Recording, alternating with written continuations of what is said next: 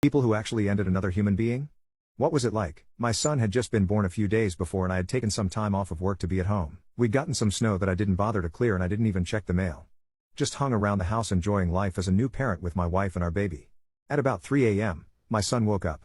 I had just finished changing his diaper and my wife was feeding him when I heard someone pry the back door open. The police said that he probably assumed the house was empty because of the snow in the drive and a few days of mail in the box.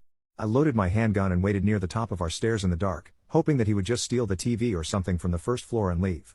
He didn't. When he got halfway up the stairs, I turned on the light mounted on my gun and yelled at him to leave. He must have thought that I was just holding a flashlight, because he looked right at me and climbed up 2 more steps. All I remember seeing was the pry bar he used to get through the door in his hand. The thought of what he might do with it to my wife and child terrified me. I shot him twice square in the chest and I'll never forget the look on his face.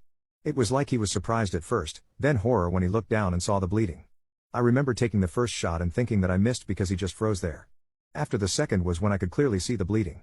It can't have been more than a second between the two, but it felt like forever. He tried to run away, but only got a few steps before he fell down and, I assume, went into shock. That man pleaded for help and begged me not to end him.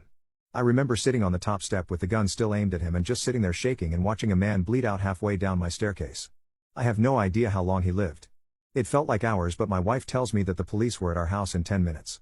The police said that there had been several burglaries in our town recently and that I did the right thing. I grew up hunting and target shooting for fun, but never expected to shoot a person. I kinda feel bad that I don't have any guilt about it, but every time I think about that night, I instantly switch from thinking about the guy who invaded my home to being glad that my family wasn't hurt.